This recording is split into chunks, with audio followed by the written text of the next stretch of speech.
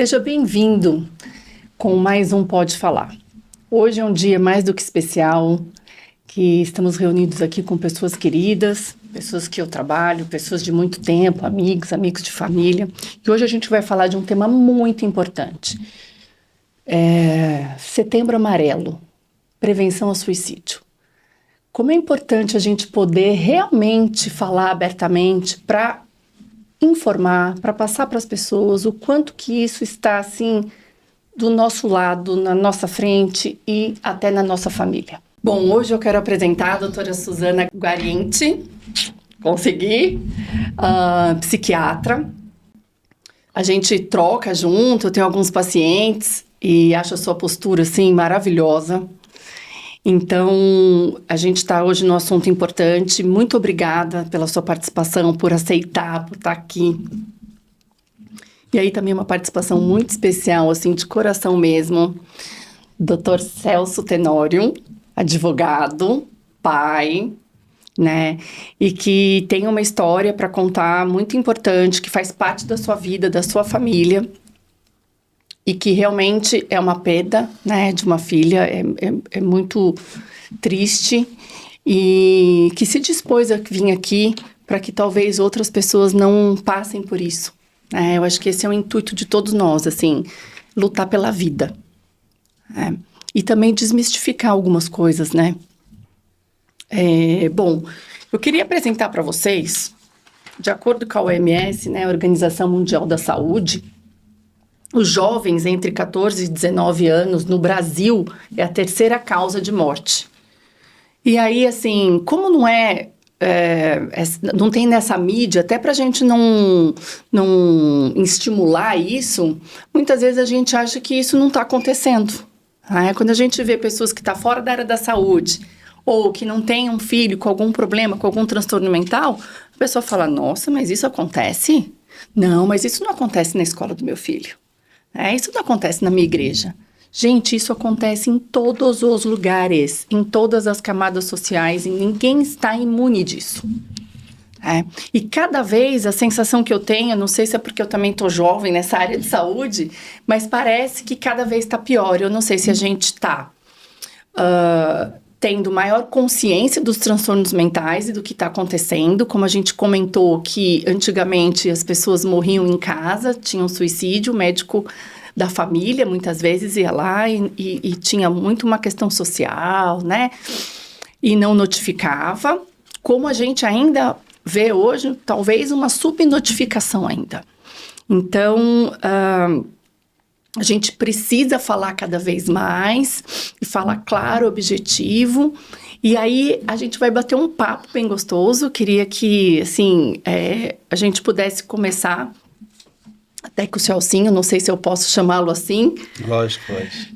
Mas conta um pouco dessa experiência, né, Celcinho? Como que você passou, como que foi os primeiros... você começa a perceber, se dá conta que talvez a Agnes comece a ter um problema, né? Como que foi isso na sua casa? Como que era antes isso para você? Até a questão da psiquiatria, da psicologia.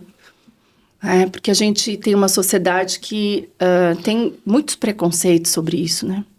Boa noite. Boa noite, Theo. Boa noite, doutora. Tudo bem? Theo...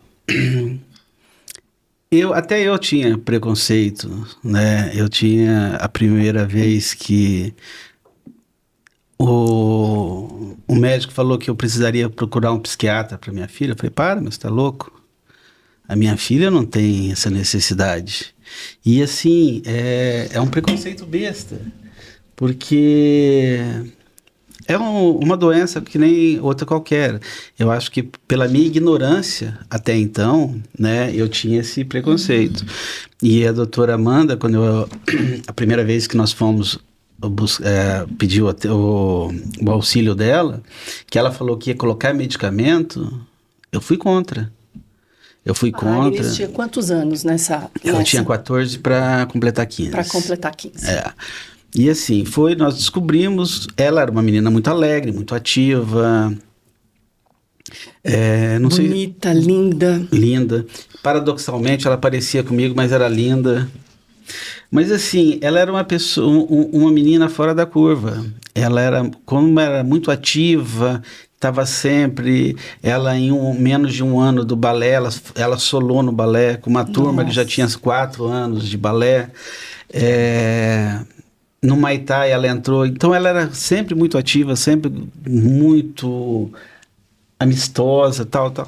Só que ela tinha aqueles altos e baixos, né? Depois disso.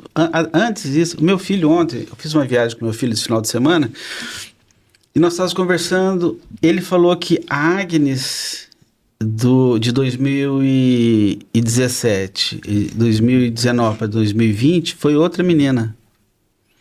Porque, assim, no primeiro ano, que eles foram para Camboriú juntos, no primeiro ano, ele falou que não tinha momento que ela não estivesse dando gargalhada, dando risada. Bem assim, o concunhado do meu filho fazia umas trapalhadas lá, tropeçava, ela rachava de dar risada. E saía brincando, tirando sarro de todo mundo, alegre. 12 meses se passaram e ela foi. Era outra menina. Mudou. Ela não saía do quarto, ela não queria interagir, ela ficou assim. Então, essa mudança foi muito... E perguntando, respondendo sobre a pergunta, como que nós descobrimos, nós estávamos em Recife, no dia 26 de dezembro de 2018. Nós fomos passar lá o aniversário da minha mãe. Levei minha mãe para passar lá. E aí eu fiz um almoço para a família da minha mãe, para comemorar o aniversário da minha mãe lá. E a minha tia... Irmã da mãe. Irmã da minha mãe, ela muito assim, falou assim, a menina Agnes adora a comida do pai dela. Tanto que ela está indo para a 3ª vez que ela repete os camarões. E nós estávamos numa mesa com umas 20 pessoas. E eu estava na diagonal, e eu estava em pé, aqui assim, mas na diagonal que estava... Eu continuei fazendo o que eu estava fazendo aqui, mas... De olho nela. Começou a prestar atenção. Não, porque eu dei uma olhada assim, os olhos dela ficaram vermelhos na hora. Começou a lacrimejar. Né? Aí eu senti que ela pegou, parou de comer e saiu da mesa. Foi pro lavabo. Ela ficou uns 45 minutos lá dentro. Quando ela saiu, eu entrei logo em seguida. Tinha vestígios de vômito lá. E aí, ficamos assim. Né? Eu fui conversar com ela. Falei, filha, eu vi que você vomitou lá no banheiro. Daí ela começou a chorar. Falou, não conte para minha mãe. Eu falei, não, eu vou contar para sua mãe. Né? Mas o que você precisa? O que aconteceu? E nessa época, dessa fase tão difícil, né? Mas ela tinha um corpo de bailarina. O que acontecia era o seguinte, ela tinha uma cintura muito fina, perna grossa e bunda. Daí, ela via algumas amigas que comprava roupa pela internet e ela tinha que ficar entrando em 10 lojas para conseguir uma, depois ela tinha que mandar apertar a cintura. Então, ela achava que ela era desproporcional. Não era. Bom... Voltamos do Nordeste. Você acabou falando com Falei, ó, não fala nada, mãe. Não briga com ela, nada, não, mas ela entrou, ou seja, começar a olhar... A perceber diferente ali, né? Se ela faz esse vômito sempre ou não. Ok, dia 14 de janeiro, era um sábado, acredito, eu fui caçar. Estava lá de Tamarana. Meu filho me liga. Pai, a Agnes está internada lá na Unimed, passando mal, vomitou o dia inteiro e tá lá na Unimed vomitando. Aí eu fui lá. Eu cheguei lá, fui atendido. Na hora que eu cheguei, tava o doutor Adriano Brandão, uma pessoa que eu prezo muito. Aí ele me viu, veio e falou assim, ó, mano, seguinte... Tudo que era química para cortar o vômito, nós demos para a Agnes. E ela não parou de vomitar. Ou seja, é emocional e não físico. Estamos encaminhando ela para o evangélico, para ela ter um atendimento mais especializado. E lá tem mais condições, mais recursos. Bom, enfim, ela foi transferida para lá. Eu vou levar ela. Não, ela vai de ambulância.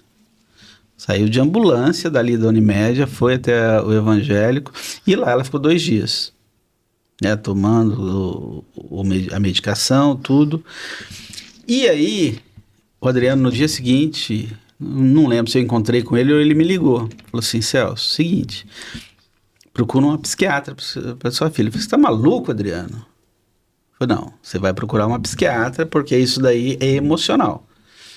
Eu falei, tá bom. Vamos atrás de uma profissional. Você tem alguém para indicar? Ele falou que não tinha, né? Eu não sei. Aí eu fui atrás de uma amiga que é psiquiatra. Ela falou que ela não gostaria de atender a Agnes. Ela não atende dia que é adolescentes porque ela não se sentia confortável em prescrever remédios tarja preta para criança, né? Mas ela me indicou a doutora Amanda, eu fui a doutora Amanda e o tratamento da Agnes começou com a doutora Amanda. E ela fecha um diagnóstico? Ela não fechou o diagnóstico do motivo pelo qual ela teve essa depressão. Tá.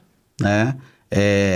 No começo, ela pediu uma nutricionista para acompanhar a Agnes, para ela parar com esses vômitos, né? Porque daí era um processo de bulimia e que para ela e uma psicóloga também. Então nós fizemos uma força-tarefa, uma nutricionista, uma psicóloga e a psiquiatra. Então toda a psicóloga, quando ela entrava em crise, ela ia quase todos os dias. Nossa.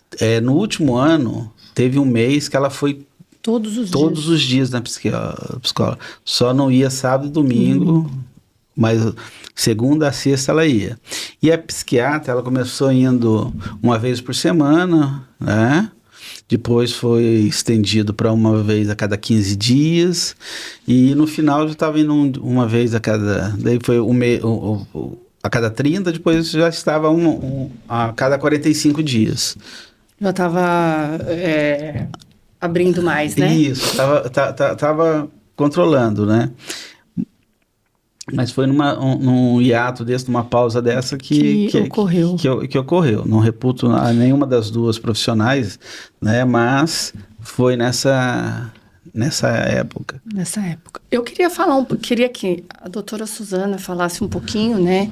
Sobre, a gente viu aqui, 15% dos adolescentes sofrem algum transtorno mental. A gente estava até discutindo, eu muito papuda falando que eu acho que é mais, né? Como que o transtorno, né? A gente pode pensar nessa questão da ideação suicida ou que seja talvez uma solução, vamos dizer assim, para alguém que está tão angustiante que não vê saída. Uhum. Como que a gente enxerga, né? Jovens adultos, né? Até a questão mesmo de adolescentes, né? Menores de idade. Eu acho que a gente tem que entender que o comportamento suicida, né? Desde um pensamento de morte, uma ideação suicida ou até uma tentativa de suicídio, é um sinal bem claro que a pessoa está em sofrimento, né? E os estudos mostram que 98% das pessoas que cometem um suicídio tinham algum diagnóstico psiquiátrico. Mesmo que não diagnosticado, ou já em tratamento, né? Então, porque muitas vezes a gente tem um conceito, né, de que a pessoa tenta o suicídio ou quer morrer por frescura, né? E que a pessoa quer chamar atenção, ou falta de Deus, ou falta de religião, fé. Não tem um propósito na vida. Sim, e a gente vê, né? Os estudos mostram, a nossa experiência prática mostra, né? Que por trás desse comportamento, dessa tentativa, tem um porquê, né? Tem um adoecimento mental. Tem um adoecimento, um sofrimento que é muito grande, né? Algo que é tão insuportável que a tentativa e o suicídio parece algo que vai trazer um conforto para aquele sofrimento que ela não consegue controlar, né? Então, eu acho que a gente teria que desmistificar, né? Essa questão do comportamento suicida somente como uma fraqueza ou como frescura, mas que sempre por trás tem um porquê, um adoecimento mental, um sofrimento muito grande. Uhum. E aí, Celcinho, a Agnes, ela vai fazendo o tratamento, como você disse, às vezes fica mais agudo, né? Vai mais vezes na psicóloga. Vocês, como que era isso em casa, assim? Você acha que ela conseguia colocar para fora? Porque às vezes a pessoa ela tem uma dificuldade de... É como se ninguém vai me entender. Então, eu já estava separado da mãe dela, Tá. porém, eu tinha um pacto com a mãe dela. Né? Mesmo separado... Você tem 2 filhos. Sim, eu tenho Tá. a Agnes e o Guilherme. Tá. Eles têm 10 anos de diferença. Mas mesmo nós separados, nós tínhamos um pacto, que o tratamento da Agnes, tudo, a gente ia fazer juntos e Parceiro ali. Parceiro. O filho... O objetivo, né? O filho e o tratamento. Né? Então... nós tínhamos, eu já estava separado, ela estava morando com a mãe, o último ano ela morou com a mãe, só com a mãe, mas assim, nós tínhamos muito medo, eu pelo menos, tinha muito medo de tocar nesse assunto, né?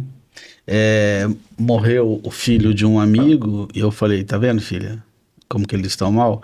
Se perder você, eu não sei o que será da minha vida, você é a minha mola propulsora. Ela ficou brava comigo. Para, pai. E assim, eu morava aqui no centro e eles estavam lá mesmo quando estavam ali na minha casa, que era atrás do evangélico, ou quando eles mudaram para Palhano, eu saía do meu apartamento, às vezes até de pijama, confesso. Buscava a Agnes, levava no colégio, e depois eu voltava para tomar meu banho para ir pro escritório. E assim, eu entrava no carro, ela entrava no carro e eu falava assim, oi filha, tudo bem? Como é que você tá? Dormiu bem? Ela ficava brava. Por que todo mundo tem que perguntar se eu tô bem?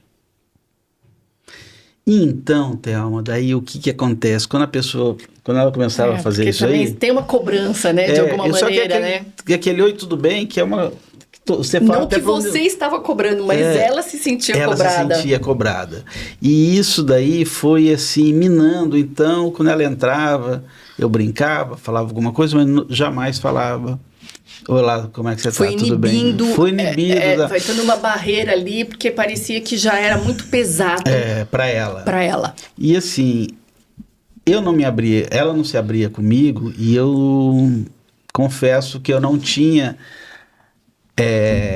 a maturidade, apesar de ser um advogado, entrar em vários assuntos perigosos, complicados, mas com a minha filha eu não conseguia ter capacidade de conversar com ela sobre a doença, porque eu ficava com medo da reação dela.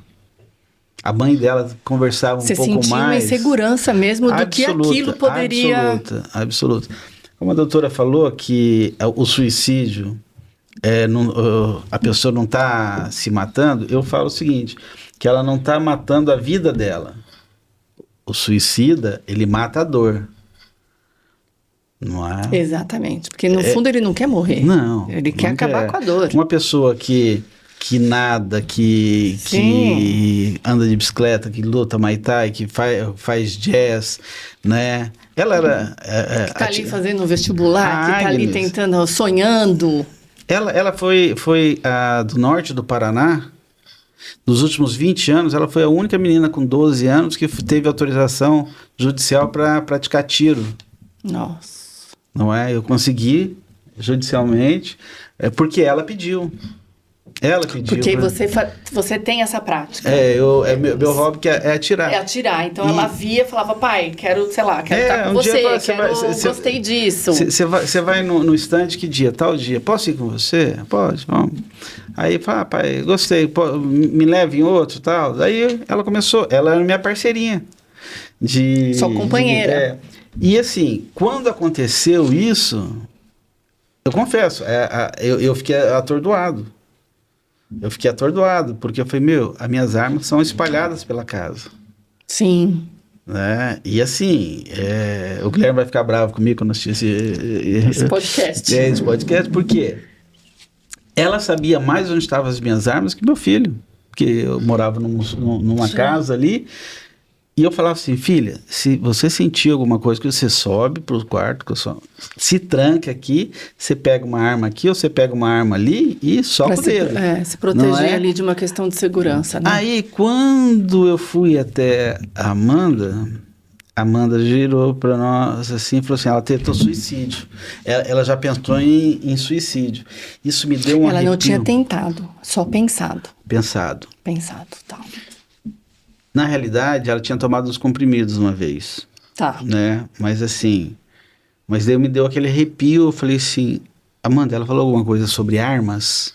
É porque na hora você linkou. Ela falou assim, ela falou, foi a primeira coisa que ela falou. Ela falou que ela pensou em se matar com uma arma sua, mas você não iria suportar isso, então ela não foi por esse lado. Aquele dia eu cheguei em casa, comprei mais um cofre, coloquei todas elas no cofre e tranquei. Eu perdi aquela confiança de ter essa liberdade, né, com ela. Por quê? Porque eu sabia que na hora do desespero ela poderia fazer, mas na minha cabeça tinha uma corda puxando para um lado e outra para o outro. Por quê? Porque eu sabia que se ela quisesse se matar, fazer o suicídio, ela faria. Porque ela era muito decidida. E eu ficava com esse medo de tentar alimentar isso daí. Eu achava que conversando, porque eu já achava que a psicóloga e a psiquiatra, não que eu esteja jogando toda a responsabilidade de tirar isso da cabeça dela, mas assim, eu não tenho essa condição. É diferente, né? Eu não tenho esse estudo, não é? É óbvio, o advogado... Não, e a gente está mexido emocionalmente, né? Assim, por mais que você possa ter todo o conhecimento, exato. Um familiar, né? Você não, assim, você vai ser um mero pai, né? Independente com as nossas dificuldades. Então, eu ficava assim, eu não conseguia ter esse diálogo com ela sobre a doença. Conversar sobre outras coisas, tudo. Normal, vida... Mas eu digo para as pessoas que têm um filho, ou uma filha, um marido, uma esposa, alguém um pai, que, né, uma mãe, próximo, que tenha isso aí, que converse, que procure ajuda para ele, para saber como conversar com eles. Porque eu acho que conversando, eu acho que eu tenho a sensação que poderia ter uma longevidade maior essa situação. É óbvio, porque eu não coloco o se eu tivesse feito isso, porque senão eu ia morrer. Sim, exato. Se eu colocasse um se eu tivesse feito isso... Você fez o melhor que você podia com os recursos e a ferramenta e o que você sabia naquela época. Isso eu sempre digo para os meus pacientes, assim, se você voltasse lá com o conhecimento que você tinha... Aí é outra coisa, aí é fácil. Não, sem o seu conhecimento de hoje. Se você voltasse lá com o conhecimento que você tinha lá naquela época... Ia fazer igual. Você ia fazer muito provavelmente... Igual. Exatamente. Né? Então, a gente fez o melhor que podia, né? E realmente, assim, eu não sei, a doutora me ajuda aqui, assim, o suicídio, ele tem um ato ali daquele minuto, daquele segundo.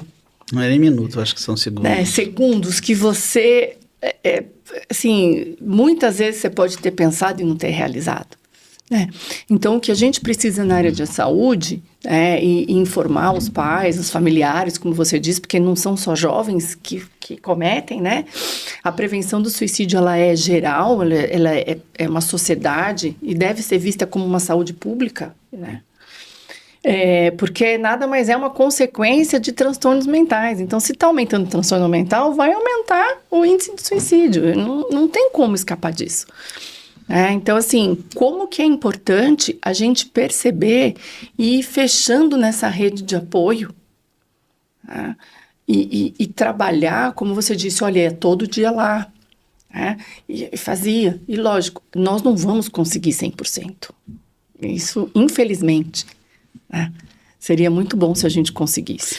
E você sabe que a Agnes faleceu dia 21/11/2021, né? E eu entrei em estado de transe Eu fiquei algum tempo sem conseguir trabalhar, sem fazer absolutamente nada. Eu saí de Londrina, fiquei fora de Londrina acho que uns 20 e poucos dias. E quando eu tive uma paz, assim, que eu falei assim, eu acho que eu consigo falar o que aconteceu com a Agnes, não é?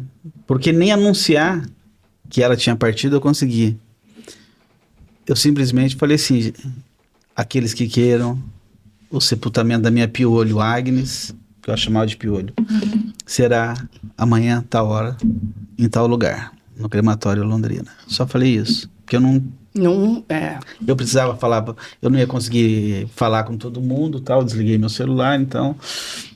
E aí voltando, uma semana e pouco depois, 10 dias depois, voltando ao meu estado de escrever, que eu gosto de escrever, eu escrevi um texto sobre a depressão, que a depressão levou a minha filha, que a depressão a enganou, que ela é tão...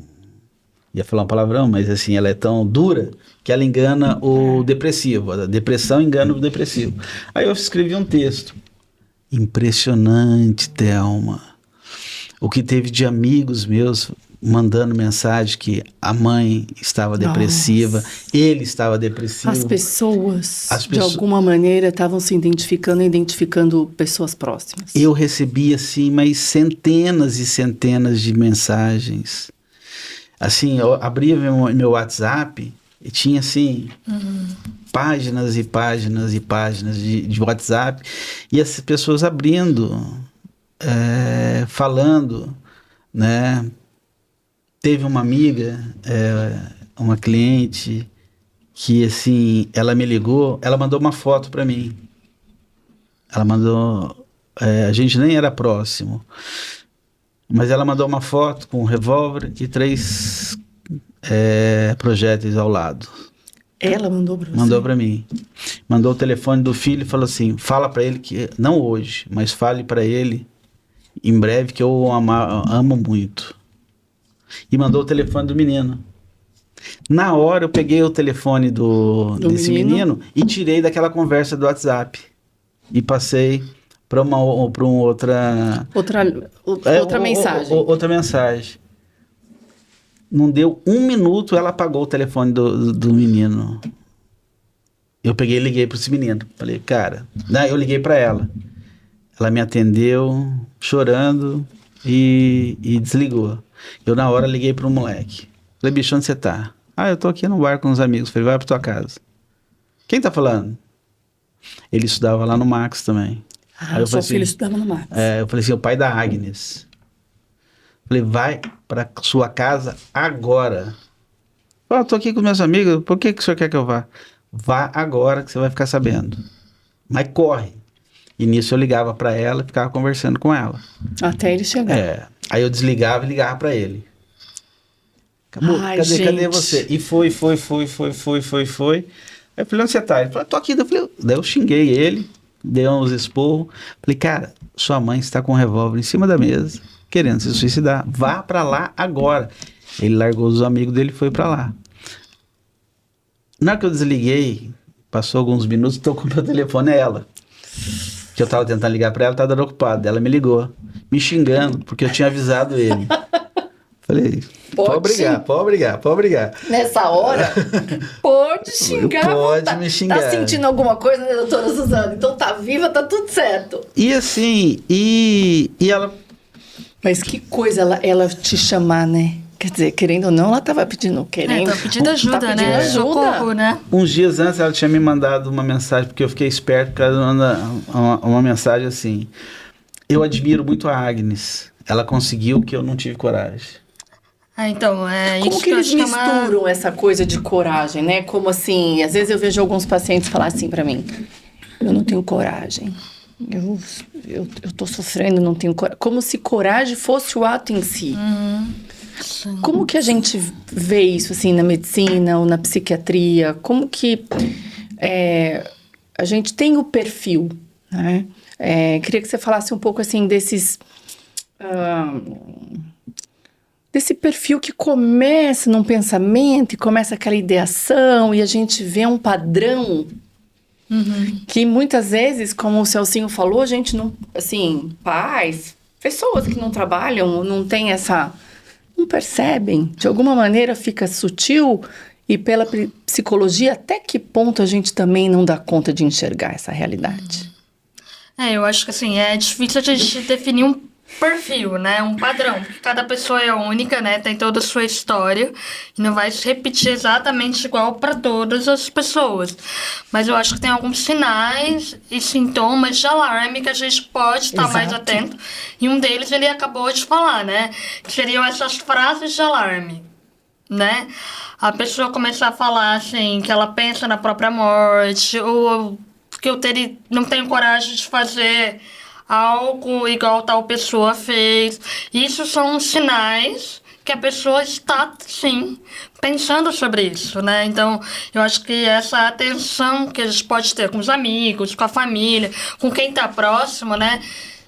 Na própria fala, né? Às vezes algumas pessoas vão ter dificuldade de falar, mas às vezes por uma mensagem que escreve, alguma foto, ou mandar alguma frase que achou na rede social, isso também pode ser um sinal de alerta que, a pessoa não tá legal, a pessoa tá pensando em algo mais sério e ela tá precisando de ajuda, né? Porque não necessariamente vai ser uma coisa direta, né? Que a pessoa vai falar com todas as letras que ela tá pensando, mas eu acho que esse cuidado, esse olhar da gente estar sempre atento a algumas frases, a forma também do comportamento da pessoa, né? Normalmente, a pessoa que está nesse processo de adoecimento, ela vai ter uma mudança de comportamento, né? Exato. Era uma pessoa mais extrovertida, era uma pessoa que gostava de sair, começa a se isolar mais. Você começa a perceber pelo semblante, expressão facial, que ela já não tem aquela feição que ela teria antes, né? Os pensamentos um pouco distorcidos, Isso, né? Mais normalmente são mais negativos. pensamentos pessimistas, que as coisas não dão certo, que a vida não vale a pena, né? Então são pequenas alterações, Uma né? desesperança. Isso, a própria tristeza, tá mais emotivo, perceber que a pessoa tá mais chorosa, se escondendo mais ali para não demonstrar que tá mais emotivo. Então acho que são pequenos detalhes que você vai percebendo, né? Não tem uma coisa assim que isso com certeza. Não, são tudo coisas que a gente fica. O quebra-cabeça, né? São alertas. Alertas. Pode, né? Porque a gente não sabe. Isso que eu acho que é mais difícil. Você realmente não sabe o que está passando na cabeça de uma pessoa. Sim.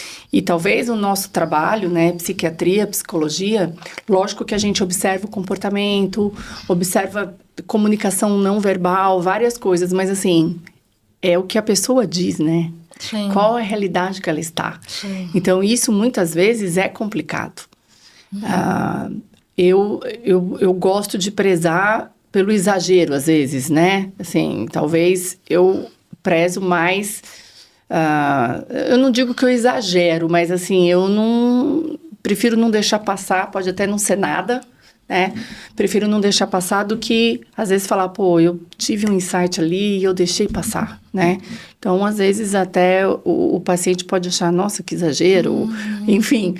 Mas a gente não sabe realmente, né? E é nesse impulso, tanto que, às vezes, a gente tem que tomar muito cuidado quando a pessoa oscila, quando ela começa, talvez, a ficar bem, é onde ela toma forças para conseguir fazer. Então, muitas vezes, a gente tem um paciente que está mais depressivo, vamos dizer assim, tem que tomar até um cuidado, as pessoas não entendem muito sobre medicação, o quanto que tem que se começar devagar, o quanto que a gente, o psiquiatra tem que estar ali, o psicólogo, é importante que psicólogo entenda um pouco de medicação, né? Eu digo um pouco assim, mas... Cada vez mais, pergunte para os psiquiatras, para os colegas, porque você precisa estar ali toda semana observando. Sim. Você sabe quando seu paciente para de tomar remédio.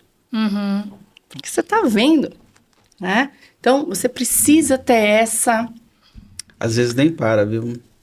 Às vezes teve algum medicamento que ela tomou, que chegou a um certo fase que não estava mais fazendo efeito. Mas fazendo efeito. Aí tinha que aumentar a dose ou substituir por outro sal. Outra formulação. Exato. E tem isso. Então, assim, você não está tomando? Não, estou tomando a medicação. Entre em contato com a psiquiatra. Olha, entra. Fulano marcou com você? Tá sim. É importante, porque são coisas que a gente precisa estar ali. E eu acho que nesse ponto, a gente, na área de saúde mental, como você disse, olha, tem uma psicóloga, tem uma psiquiatra, tem uma nutri. Quer dizer, são profissionais que precisam estar ali muito atentos. Né? E como você disse, a medicação às vezes passa a não fazer mais o que estava fazendo, a gente começa, eu pelo menos tenho a percepção, não sei se é isso, que passa de uma fase da quantidade da medicação, já você vê que já não está fazendo efeito. Às vezes tenta para não ter que trocar a medicação, enfim, mas você vê que é muito difícil de fazer, aí muda, e daí dá um efeito colateral, né? Tem remédios que até a pessoa pode ter até pensamento suicida, então tem que avaliar. Então é uma coisa muito séria que as pessoas também não até queria ouvir um pouquinho, doutora Suzana, assim, não levam a sério. Né? Eu vejo muito paciente e pessoas da família, enfim, que assim, eu vou parar de tomar medicação. E como se fosse uma medicação, assim, não sei, né? Mas não para de tomar insulina, não para de tomar remédio para pressão, né? Parece que, assim, a medicação psiquiátrica, eu sou fraca, né? Tarja preta, eu não gosto de tomar medicação. Mas as outras medicações não tem problema tomar? Antes da doutora falar, eu só vou fazer uma observação. Eu acho que a família não pode deixar o atendimento. Sabe por quê? Porque logo depois que a Agnes se foi... O atendimento, você fala... Acompanhar o paciente no tratamento, né? Entender perfeito. O que está acontecendo, tudo, não, né? E até mais, o que acontece? A depressão e a vontade de suicídio, ela oscila. Ela oscila. Então, o que acontecia? Isso daí foi a doutora Amanda que falou para mim, me confidenciou que nós éramos um dos pais melhores que ela teve como paciente. Por quê? Se ela falasse que no dia 20 ia ter uma consulta, podia fazer sol ou chuva. Já estaria lá. Estava lá. Eu já teve dia que eu adiei viagem de negócio para estar lá no dia. O que eu não pude ir, mas a mãe dela foi. Sim, tinha sempre alguém sempre nós cumprindo a orientação médica. Nós íamos os três, eu, a mãe e a Agnes. Sempre assim. O que a psiquiatra da Agnes me falou? Que muitos pais, porque a secretária dela, um dia antes ou no mesmo dia, liga para confirmar. Nós vamos desmarcar porque ele está bem. Mas eles não sabem que aquilo dali é cíclico. Não é estável, né? Não é uma progressiva estável que... Não. Hoje você está bem, amanhã você está mal. Então, a Agnes podia estar felicíssima, alegre. Amanhã nós temos a psiquiatra. Sim, é um tratamento, é um acompanhamento. É um acompanhamento. Estávamos os três lá. Ela podia estar bem, podia estar assim...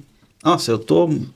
Ok, mas nós vamos lá para você mostrar que você está bem para a sua psicóloga.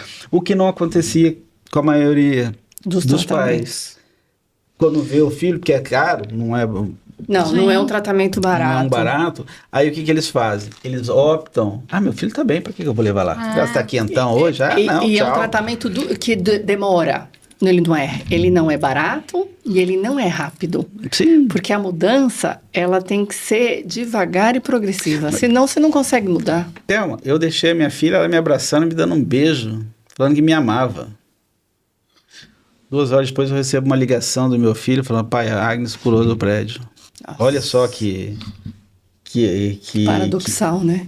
Sim. Mudou, sim. A minha vida eu tenho para falar para vocês que ela trincou ao meio com aquele telefonema. Sim. Então, é muito importante que a família não deixe... ela está bem. Não está bem, não. Ela está sendo enganada. Ela está em tratamento. Em tratamento, exatamente. Eu acho que essa importância, né, que você está falando da família, né? acompanhar o tratamento no sentido de entender, de dar o apoio que o paciente precisa e não deixar que esse paciente se sinta sozinho também, né? Porque muitas vezes o que acontece? Às vezes até na primeira consulta a família vai, mas é depois 2 meses, 3 meses que o paciente já está mais estabilizado, tudo, a família nem pergunta mais ou fala assim, mas você já está bem, por que você continua fazendo tratamento? Né, ter essa consciência que o tratamento é importante do começo, meio e fim, né? E que se a consulta está marcada de tanto e tanto tempo, tem uma finalidade. Motivo. Independente se o paciente piorou, se está melhor ou não, é importante esse acompanhamento, né? Porque a gente sabe, né, que a vida não é linear. Sim.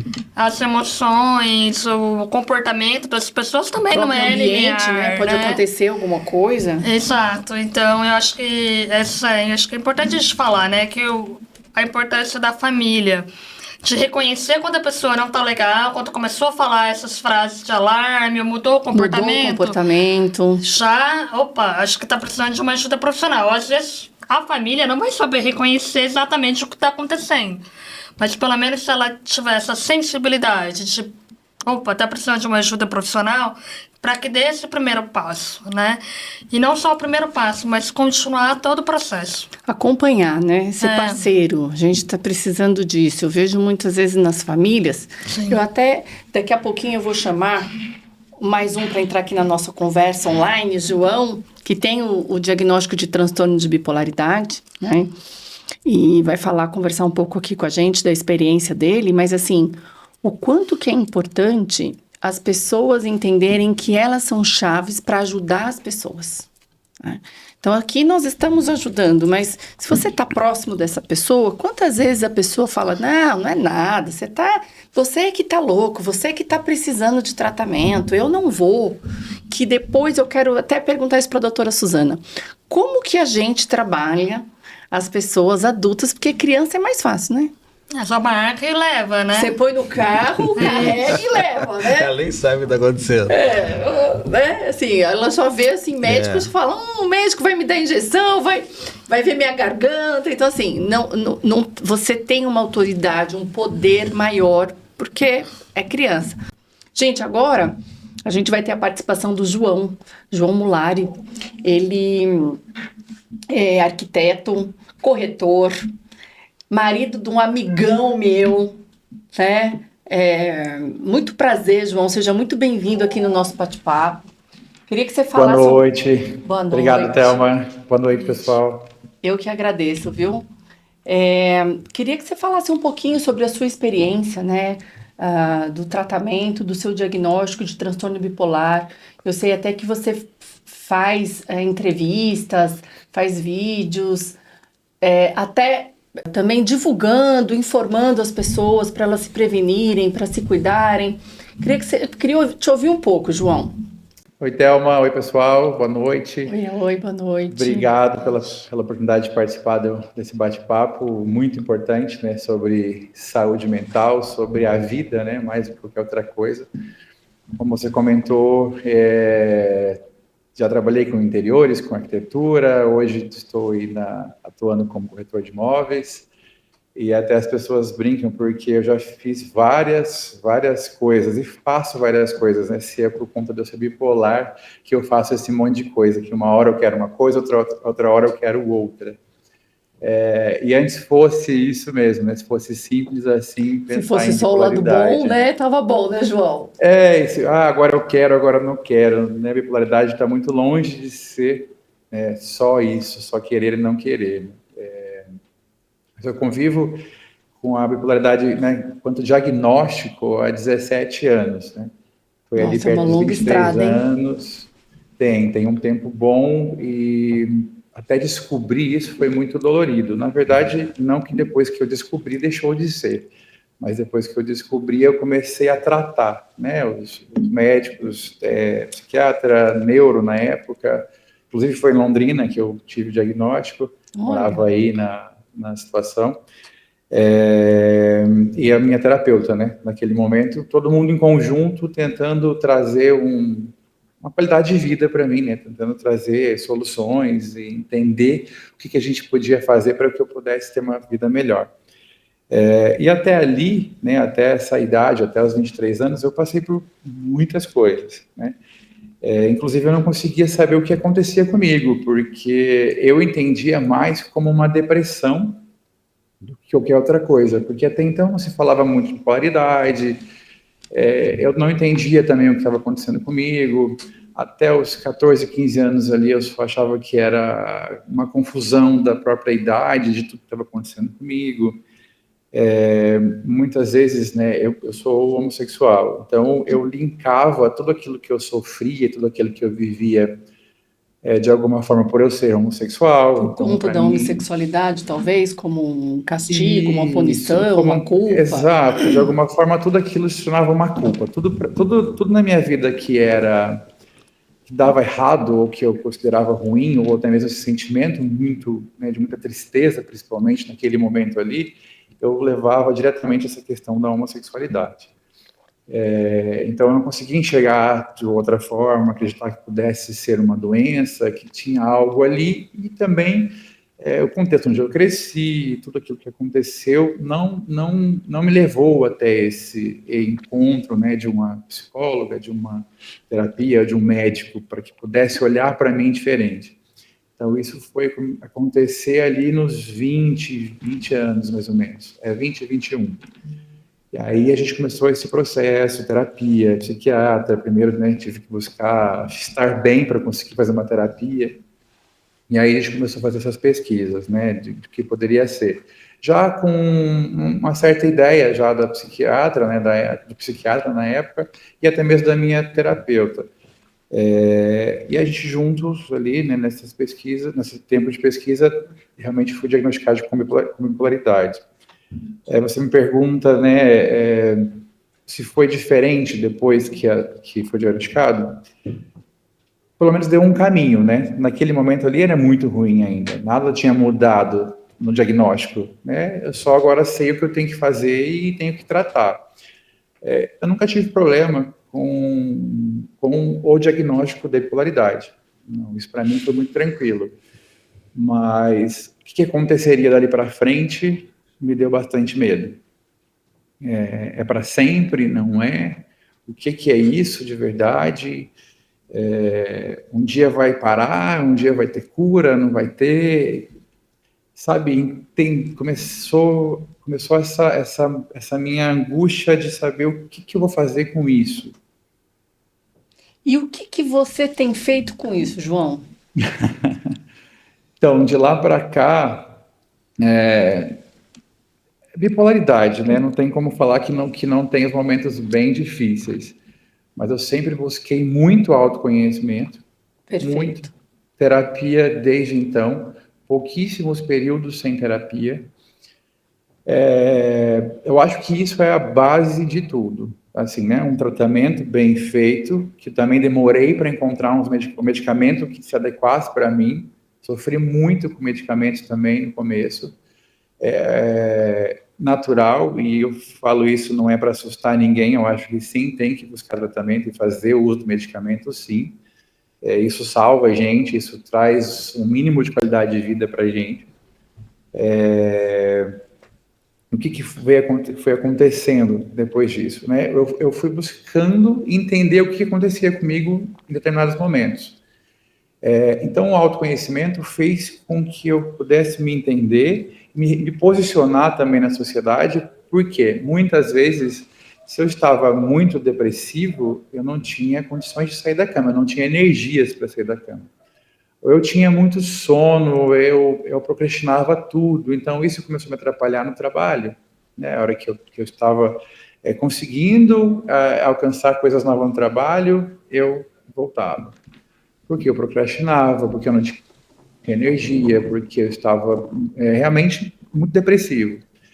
E quando eu estava muito, né, na mania, vou chamar de euforia, né, eu queria conquistar tudo, começava milhões de projetos, queria fazer tudo e, de repente, tudo isso ia por água abaixo, porque, de repente, isso passava e E aí vai literalmente não alimentando existe. essa frustração da depressão, né? Porque eu não presto, porque eu não consigo, porque.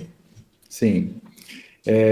Então, o me conhecer foi fazendo com que eu conseguisse estar melhor perante as pessoas, estar melhor no meu trabalho e me entender que se eu estou agora desse jeito, muitas vezes é por conta realmente da doença, então eu estou na depressão, eu vou ter que buscar mecanismos para melhorar o meu dia até eu sair dela. E se eu estou na mania, a mania, olha, é engraçado isso, né? Eu estou, né, a vida, pelo menos a vida adulta já dentro desse processo, e até hoje, para mim, entender o momento que eu estou na mania é o mais difícil. Eu demoro para identificar, porque inicialmente parece que eu estou bem, que eu só estou bem. E de Talvez as repente eu pessoas ao seu quero... redor identifiquem de maneira mais fácil, né? O Bernardo, né, que é o seu amigo de muitos anos, né, meu marido, e hoje também sou Sim, seu amigo, claro. sim. Ele consegue, nós estamos juntos há praticamente 15 anos, ele já consegue entender um pouco mais isso. Só que é tão maluco porque você se sente tão bem com aquilo, tão até poderoso às vezes, tipo, né? Você quer conquistar, você quer fazer, você quer trocar de carro, você começa, inclusive é perigoso porque os gastos aumentam nesse momento de mania. E eu demoro para entender que eu estou nele. Então, mesmo dentro desse processo de autoconhecimento já de muitos anos, Ainda ainda assim eu é sempre difícil. tenho que ficar atento. E, João, assim, a gente estava falando assim numa linha de tempo, né? Como que foi esses anos, como que você tá atual, como que foi chegar até aqui, como que é hoje. E o que que você espera, né, para os próximos 17 anos aí, 20 anos? Como que você espera no sentido assim desse autoconhecimento mesmo, da qualidade de vida, né? Sim, A gente até está falando da prevenção do suicídio, entender um pouco, né? Até quando talvez na fase depressiva, provavelmente, né? Algum pensamento, alguma coisa. Como que você, com todo esse tratamento, com esse autoconhecimento, como que você espera estar nos próximos 17 anos? tá. Eu vou até voltar um pouquinho, se me permite, né, falar um Lógico. pouquinho sobre essa questão da ideação suicida, né? Eu tive muito isso numa fase um pouco antes do diagnóstico, inclusive. Eu até me perguntei para minha psicóloga semana passada sobre o que tinha ficado lá para trás, como vocês trouxeram essa questão de vamos conversar sobre isso. Eu fui perguntar para ela o que tinha sido aquilo que eu vivi, porque eu não entendia mais como ideação e nem como tentativa, né? A tentativa é realmente quando você vai, tenta e não acontece, né? A ideação é só quando fica realmente na mente. Eu fiquei no meio do caminho ali, né? Eu cheguei próximo da tentativa. E isso ficou para trás, né? Depois desse processo de autoconhecimento, a questão da tentativa ficou para trás.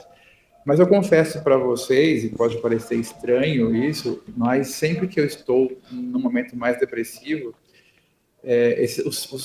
os pensamentos eles vêm. É automático, assim. Você tem que buscar maneiras, buscar refúgio nos amigos, na família, aonde você estiver, você vai aprendendo isso também, né? Eu fui aprendendo ao longo do tempo aonde encontrar refúgio, para que isso pudesse sair o mais rápido possível da minha cabeça. Por quê? Porque é uma energia muito grande que você despende sobre isso tudo, sabe? Para sair disso, para sair tanto da mania, para sair também da depressão. Você joga uma energia tão grande em cima disso, e a gente, eu penso de uma forma, da seguinte forma, todo ser humano sai de casa todos os dias com vários problemas a serem resolvidos, né? Natural do ser humano, mais feliz ou mais triste naquele dia. A gente, e eu não vitimizo por isso, mas a gente que tem algum transtorno mental, ou até mesmo, né, falando de bipolaridade em si, a gente tem que criar uma energia, tirar uma energia de algum lugar, buscar uma força extra para sair de casa e para estar equilibrado, para daí começar uma vida normal como todo mundo. Então, o que eu faço hoje, o que eu penso para o meu futuro? Esse tem sido um ano bem, bem interessante para mim. Eu tenho me encontrado mais dentro disso e eu tenho entendido que essa é a minha história, que eu sou dessa forma e tá tudo bem. Se eu preciso jogar mais energia para começar a minha vida, eu vou fazer isso. Esqueço que eu talvez perdi coisas do passado, perdi projetos, perdi algum potencial que eu poderia ter desenvolvido por conta disso. E eu só quero, e quando eu digo só, porque eu quero ter realmente uma paz dentro da minha mente, né? Parece muito pouco isso, mas para a gente é muito. Estar perto do equilíbrio é muita coisa. Então, o que eu quero para o meu futuro, e que eu busco, e que eu tenho começado a enxergar, mas só com 40 anos, para mim está acontecendo agora. Tomara que para outras pessoas aconteça muito mais cedo, né? Ou que para alguém em algum momento aconteça. Eu estou começando a enxergar que é assim, essa é a minha história, isso agrega muito na minha vida, agrega também de alguma forma quem está perto, e vou sempre estar em alerta para cuidar de mim, cuidar dessa situação. Cuidar do seu bem-estar, né, João? Não fugir do medicamento, porque nesses 17 anos já parei de tomar umas 10 vezes, e aí você tem que voltar, você vai lá para baixo, tem que recomeçar, é um limbo de novo. E eu sei que neste momento eu estou numa fase boa. Não, e uma fase consciente, né, João? Que eu acho que é importante a gente entender que o tratamento é para nos proporcionar qualidade de vida. Né? Sim, e exatamente. não para que a gente seja escravo disso, ou que a gente tenha que... assim, não, nós precisamos disso, entender isso é importante, né? Como uma pessoa que tem diabetes precisa do medicamento de diabetes, da pressão alta, como alguma pessoa que não tem uma perna precisa de uma prótese, nós precisamos disso.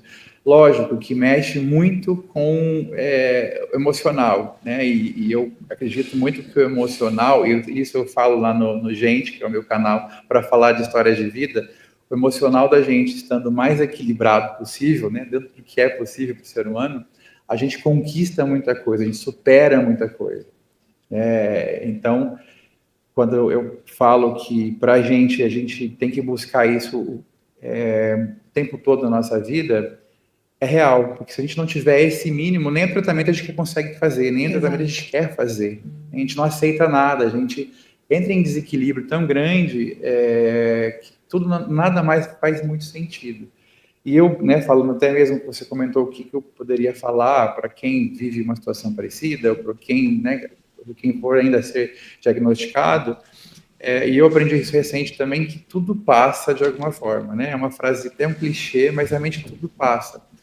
A fase da depressão vai passar, a fase da mania vai passar, e a vida em si, antes, e eu espero que esse sentimento continue, eu queria que a vida acabasse.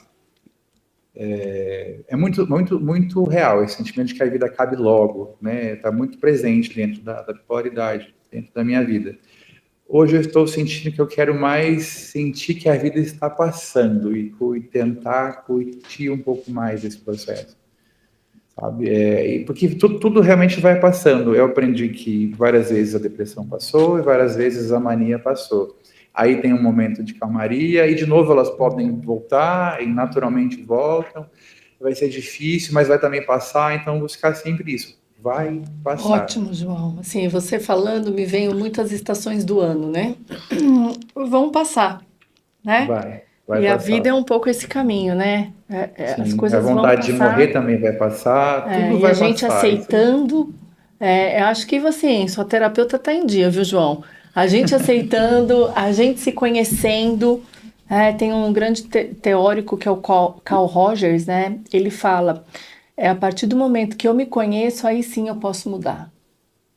Então, essa questão da gente ter que se conhecer realmente ali, para poder aí sim a gente poder se transformar. E é um caminho diário, é como aquela coisa da ginástica, né?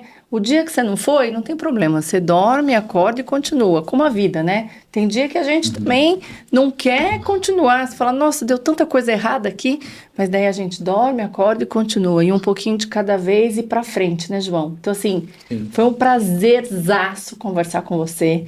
Espero que a gente possa se rever mais vezes, né? Com Quando eu for certeza. aí perto, Florianópolis, Santa Catarina, Camboriú, com certeza a gente vai estar junto. E a próxima vez que vocês vierem para Londrina, vamos nos encontrar. Tá. Eu posso fazer uma pergunta? Lógico que pode. Deve. Geralmente a gente faz pergunta para médico, viu, João? Aproveita. E tem médico e advogado aqui, viu? Ele é médico? Não, a ele é doutora advogado. Suzana é médica e o Celso é advogado.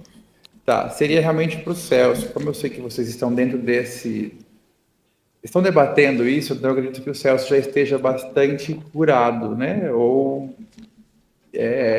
entendeu nesse o processo, que né? aconteceu com a sua filha, né? Você perdeu uma filha de 17 anos, né, Celso? Sim.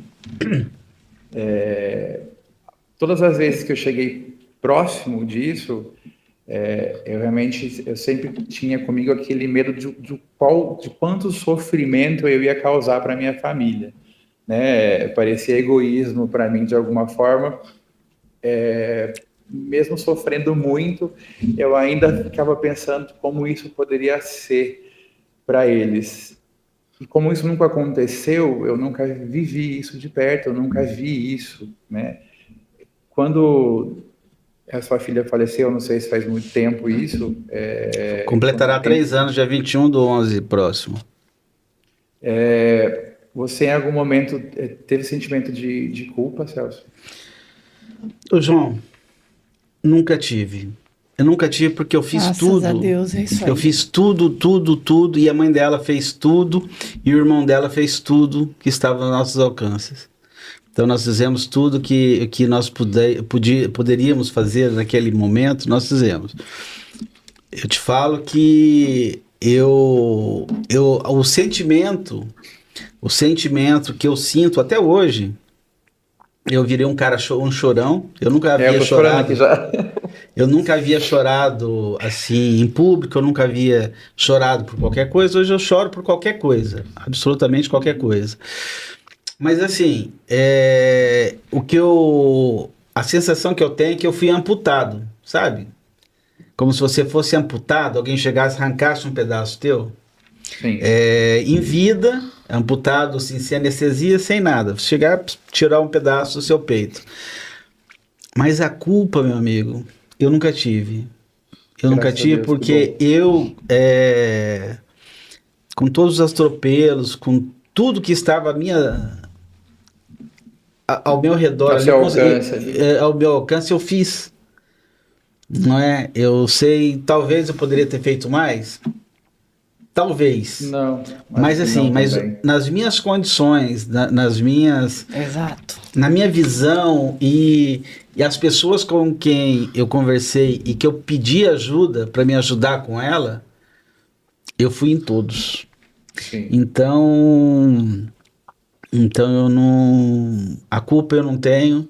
Que bom. Eu quero que a minha ex-esposa também não tenha, que era a mãe dela, e o meu filho também, que é 10 anos mais velho do que ela, também não tenha. Porque nós três, nós tínhamos assim, nós éramos uma equipe que nós vivíamos em função dela. Sim. Eu não tive. Mas eu sei que ela também não teve culpa, porque a dor dela foi muito grande. Sim, agora me arrepiou. Que é isso, né? É que eu ia te falar agora. Não é uma culpa, né? Não, ela não teve culpa, tão... porque a dor dela era muito grande, João. Exato. Eu trouxe isso, porque falei, nos momentos onde eu estava um pouco mais, vou chamar de sóbrio, talvez, porque você entra numa aceleração mental tão gigante, tão forte, que até certo ponto eu conseguiria pensar que estava fazendo mal para alguém. A hora que passava, né, disso, onde chegava um tormento muito grande, você nem pensa mais nada. E é tão ensurdecedor que realmente não tem o que alguém faça para tirar isso. Então, realmente, acredito que vocês tenham feito o que estava ao alcance de vocês. E eu acho que quando uma pessoa chega realmente, né, vou chamar de final, literalmente, é porque ela não é suportável. Então, realmente, é isso que você falou. Ela não suportou. De alguma forma, ela não suportou e vocês realmente não têm culpa. Ela também não tem culpa. Não. Acho que isso é o mais importante. Eu digo isso porque, às vezes, ainda naquele momento de pensar sobre fazer as pessoas sofrerem, eu queria que elas entendessem que não seria uma culpa delas caso isso viesse a acontecer. Mas isso não diminui a dor, viu? Não, né, Celso? Não tem o que fazer, né? Não diminui a dor, porque a gente olha assim, alguma coisa e fala assim, ela não está vivendo isso, ela poderia ter visto isso, ela poderia ter presenciado isso, ela poderia ter curtido isso. Eu vou num show, falo, nossa, ela poderia ter visto um show desse que ela nunca viu. Eu vou num lugar bonito e falo assim, nossa, ela não teve oportunidade de ver esse local. Então, tudo isso é o que vem batendo em cima da gente. Sim. Mas, João, eu vou falar uma coisa para você. Nós já passamos mais do nosso tempo que vocês imaginam. Vocês imaginam isso? Não, né? De conversa aqui? Se Pois deixar, eu vou conversando. De conversa aqui. E ficaria assim, fora, assim, sem brincadeira, ficaria muito tempo. Eu acho que até a gente tem que se encontrar fora daqui, né? Mas assim... Adoraria. Assim, queria que então, se a gente pudesse finalizar, cada um, poder falar o que acha importante dentro da sua experiência, da parte profissional, o que realmente importa para a gente estar aqui junto hoje com um mesmo objetivo, né, para que a gente possa cada vez mais propagar a prevenção do suicídio e o tratamento dos transtornos. Doutora Suzana, quer começar? Sim. Eu acho que uma das mensagens que eu gostaria, né, de passar é que falar sobre esse tema é necessário, né, e cada vez mais a gente possa falar de uma forma séria, né, comprometida, né, não banalizar um assunto tão sério. E que as pessoas se conscientizem, né, que o suicídio, o comportamento suicídio, ele sempre por trás tem algo a mais, né? Não é simplesmente porque a pessoa não está querendo chamar atenção, essa falta de religião, falta de fé. E se a pessoa chegou nesse ponto, ela está precisando de ajuda. E que cada um de nós na sociedade, independente se é da área da saúde, profissional, competente, pode fazer a diferença na vida dessa pessoa, né? Então, acho que a importância da campanha de prevenção, de falar sobre esse assunto, é alertar e conscientizar as pessoas. E eu acho que a partir do momento que a gente conscientiza que existe um problema, que esse problema é real, a gente consegue evitar que esse problema aconteça, né? Então, ou tratar esse problema. Sim, isso. Porque daí até tinha esquecido, né? Que eu chamei o João e a gente foi para um lado que realmente emociona, né? Com certeza. Assim, como que a gente faz com as pessoas que se negam a ter tratamento? Que é o que você está falando, acho que começa pela conscientização. Acho que a conscientização e eu acho que principalmente a pessoa que está ao lado de quem está precisando de ajuda ter essa postura de acolhimento, né? Claro, se a pessoa não está num risco iminente, dá esse tempo da pessoa também ir processando isso. Claro, se ela estiver num risco iminente ali, a gente tem que tomar as providências, né? Chamar um que seja o SAMU e levar no pronto-socorro, né? A gente vai ter que ser rápido, ágil para aquele momento. Mas se é algo assim que você percebe que a pessoa está adoecendo, eu acho que só a postura de você estar preocupado, se mostrar ao lado dela nesse momento, nessa postura de acolhimento, de estar ali já vai acompanhando, fazer diferença. E aí, num segundo momento, você voltar a conversar sobre isso E aí a pessoa vai dar uma abertura maior, ou talvez também contactar outras pessoas de confiança, né? Da pessoa, porque às vezes uma pessoa falando, ela vai ficar meio assim, mas se outras pessoas também ao redor falando dela a mesma... também demonstrarem essa preocupação, também aumenta a chance da pessoa, opa, realmente as pessoas estão preocupadas comigo, preciso de ajuda, né? Ótimo. E é um passo de formiguinha, né? E às vezes o preconceito ainda de ir ao psiquiatra é maior, então às vezes aceita ir ao psicólogo primeiro, e aí se for o caso, o psicólogo vai fazer esse encaminhamento para o psiquiatra, ou vice-versa, né? Sim. Ou, não quero conversar com o psicólogo, não quero ficar falando sobre mim, e aí acaba aceitando indo no psiquiatra primeiro. Então eu acho que a gente tem esse jogo de cintura aí, de ter paciência e acompanhar e dar esse espaço para a pessoa aceitar essa ajuda. Acolher, né? João, o que você gostaria de deixar? É bem isso que a doutora falou, acolhimento, né? Para a família, para as pessoas que estão próximas, é o acolhimento, e o acolhimento sem nenhum tipo de julgamento. Nenhum mesmo. Nem por que você é assim, nem por que você pensa que você quis fazer isso. Eu já escutei, nossa, inúmeras coisas. Algumas vezes eu estava bem, então eu não liguei. Algumas vezes eu estava mal e foi muito pesado para mim escutar algumas coisas. Então não julgue, só acolha. Quem está perto, só acolha. E você, né, que está dentro de uma situação... uma doença mental, uma doença psicológica, né? Algo que a gente vive, né? Bipolaridade, ideação suicida, enfim, se você estiver numa situação dessa, só tenta, eu vou só pedir para tentar acreditar que dá para continuar. Vai continuar sofrendo um pouco, vai doer bastante ainda, às vezes a dor nunca vai embora, mas dá para melhorar. Dá, pensa que dá, tenta sempre pensar que dá para fazer algo ainda, dá para buscar felicidade, mesmo nesse furacão que a gente vive. E procurar ajuda, né, João? Ajuda, sim, sempre. É importantíssimo o tratamento para qualquer tipo de coisa, né? Exato.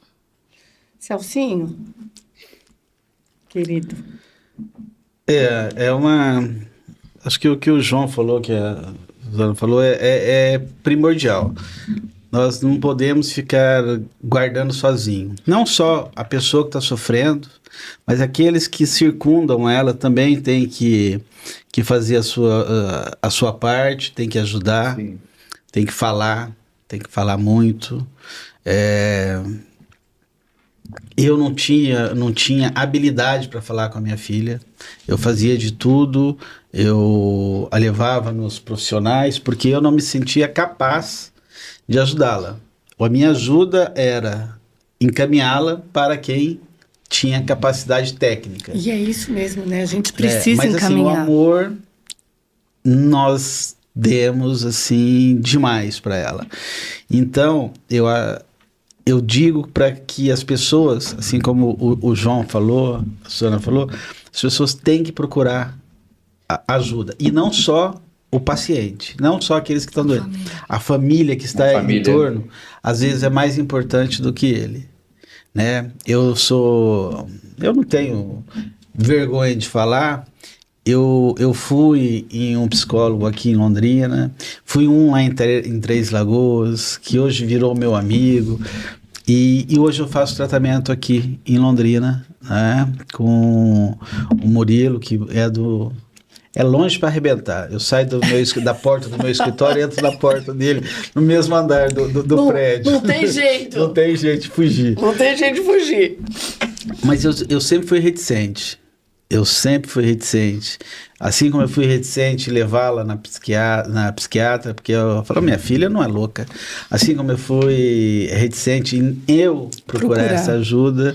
E eu aconselho as pessoas que têm. Eu tive algumas pessoas que nem seu pai. O telefonema que seu pai me deu, né? E muitas pessoas, quando acontece isso com a gente, eles ficam com medo De entrar em contato. De entrar em Não contato sabem, com você. Né? Ficam distante. No velório da Agnes, teve gente que chegou e ficou assim, veio, me deu um abraço e saiu correndo, literalmente, porque não sabia. Não sabe lidar mesmo. Não sabe lidar, não é? Então, algumas pessoas, né, eu tenho muitos colegas, mas amigos, eu reputei aquelas pessoas que nem teu pai que me ligou, eu estava no Mato Grosso, seu pai me ligou, falou assim, ó, meu apartamento lá em Maceió está à sua disposição, você vai e fica o tempo que você precisar e que você quiser. Então, a gente precisa disso. As pessoas que estão... De apoio, né? Que estão relacionadas, que nem o João, que tem o marido dele que está do lado dele, não é? A Agnes, que teve o pai, a mãe e o irmão. As pessoas precisam dessa rede de apoio, né? A Agnes foi. Mas talvez ela teria ido antes, se não tivesse tido a psicóloga, a psiquiatra, a nutricionista, eu, a mãe dela e o irmão. Essa rede de apoio, né? A família, talvez os amigos. Amigos. Teve um amigo que sentiu que ela estava mal, saiu correndo lá do Terra de Santana, lá do condomínio? Terra de Santana, não. Em frente do Pitanguá. Tá. Saiu correndo e foi até o apartamento dela ali na Gleba. Só que o porteiro não deixou entrar, né? O cara chegou espaforido e tal. Não, eu preciso. Ele quase quebrou a porta de vidro, né? Mas o porteiro não deixou ela entrar e ninguém atendia lá em cima e tudo aconteceu. Então, e naquele momento? Ele estava falando com o porteiro e ela se foi. Deus. Então, a rede de apoio é muito... fundamental. Muito, muito, muito importante.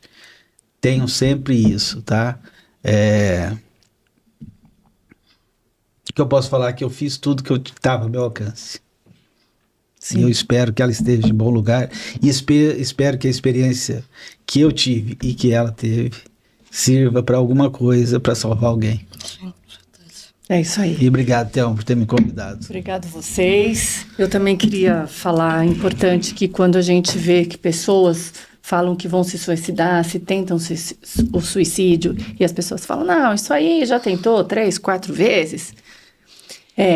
Realmente nas pesquisas e nas estatísticas, quanto mais a pessoa tenta, ela está mais próxima de conseguir o suicídio. E a gente precisa lutar pela vida, porque as pessoas, mais uma vez, gente, ninguém quer tirar a vida. O que a gente quer é tirar o problema, a gente quer tirar a dor. Então, assim, procurem ajuda. Se você é pai, mãe, esposo, mulher, não interessa, procurem ajuda, procurem saber sobre isso, procurem estar perto das pessoas, como o João disse, como o Celso disse, como a doutora disse. Sabe, vamos estar todos cada vez mais sensíveis ao outro, sem julgamento. Entender que, na maioria das vezes, as pessoas elas se fazem de feliz, ninguém finge estar triste. É ao contrário. Então, sim, que esse podcast sirva para que as pessoas, como o Celcinho falou, se a gente puder ajudar uma pessoa, né, Celcinho? Já valeu, né? Já valeu. Então, gente, muito, muito obrigado. Desculpa passar da hora. Obrigada mesmo de coração. É muito gratificante para a gente que trabalha nessa área, trazer pessoas como vocês, que realmente viveram a dor e estão aqui, né, podendo mostrar para as pessoas como que nós podemos passar, né, Celcinho, até famílias que também perderam pessoas, né, por conta do suicídio, quando que vão se tratar, que todos nós precisamos de tratamento, o paciente e quem cuida. Uhum. Né? E quem cuida, né, doutora, também inclui nós profissionais. Então, gente, muito obrigada, a gente vai ficar por aqui, que esse Setembro Amarelo seja cada vez mais forte e que a gente possa realmente ser efetivo na prevenção do suicídio. Um beijo no coração de todos vocês e até a próxima.